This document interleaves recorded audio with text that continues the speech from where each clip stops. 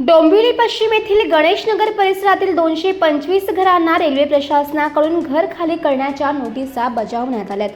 नागरिकांमध्ये भीतीचं वातावरण निर्माण झाले। गेल्या 2 वर्षांपासून नागरिकांना नोटीस दिली जाते। या प्रकरणी स्थानिक नागरिकांनी शिवसेना आमदार राजेश मोरे यांच्याशी संपर्क साधला। त्यानंतर आमदार राजेश मोरे, स्थानिक नगरसेवक आणि नागरिकांची बैठक पार पडली। यावेळी आमदार मोरे यांनी एकाही घराला हात लावू देणार नाही असा विश्वास नागरिकांना दिला। तसेच लवकरात लवकर खासदार शिंदे यांच्या माध्यमातून रेल्वे प्रशासनाच्या संबंधित अधिकाऱ्यांची भेट घेऊन तोडगा काढण्याचं आश्वासन दिले। आमदारांच्या आश्वासनानंतर गणेशनगरमधील नागरिकांना दिलासा मिळाल्याचे चित्र पाहायला मिळते।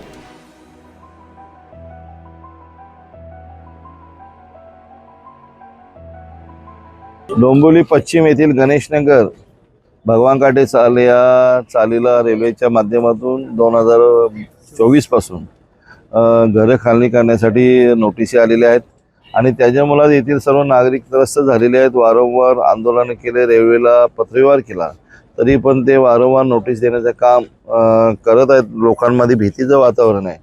मग आपल्या ह्या प्रभागाचे सन्माननीय नगरसेवक जनार्दन म्हात्रे, रेखाताई म्हात्रे, प्रल्हाद म्हात्रे, संदेश पाटील, रसिका पाटील आणि सर्व त्यांचा परिवार आणि या पुनर्वसन समितीचे अध्यक्ष गणेश मोहिते, माणिकराव उघडे हे संपूर्ण येथील समाजसेवक यांनी एक सांगितलं गेलं की आज आपण बैठक लावूया। या बैठकीमध्ये आपण चांगली सकारात्मक चर्चा करूया। आज नागरिकांच्या बरोबर चर्चा झाली। लोक भयभीत आहेत। आम्ही खासदार साहेबांशी संपर्क साधला असता कोणालाही याच्यात घाबरायची गरज नाही। कोणाच्याही घराला हात लावला जाणार नाही, कुठल्याही विटेला हात लावला जाणार नाही। कारण आम्हाला लोकांनी विश्वास ठेवून, आम्हाला लोकप्रतिनिधींना म्हणजे लोकसभा असेल, विधानसभा असेल, नगरसेवक असेल, आमच्यावर विश्वास ठेवून आम्हाला मोठ्या प्रमाणात निवडून दिलेलं आहे आणि मग त्याबद्दल आम्ही त्यांच्यासाठी आपण भांडलो पाहिजे।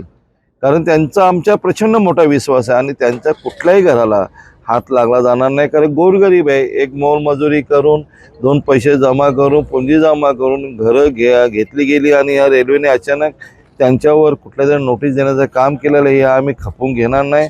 आपली नागरिकांशी सकारात्मक चर्चा झाली। DRM साहेबांशी चर्चा करून ही घरं आम्ही 101% वाचवल्याशिवाय राहणार नाही असं आम्ही त्यांना शब्द दिलेला आहे। कारण ही आमची घरं आहे, आमच्या जागेमध्ये आम्ही बांधलेली, याच्या रेल्वेचा काही संबंधच नाही। पण रेल्वे विनाकारण याच्यावर कुठेतरी नोटीस पाठवण्याचं काम करते, दादागिरी करण्याचं काम करते। पण आम्ही सर्व लोकप्रतिनिधी हे खपवून घेणार नाही आणि कुठल्याही एकाही भिंतीला हात लावून देणार नाही असा आम्ही शब्द दिलेला आहे।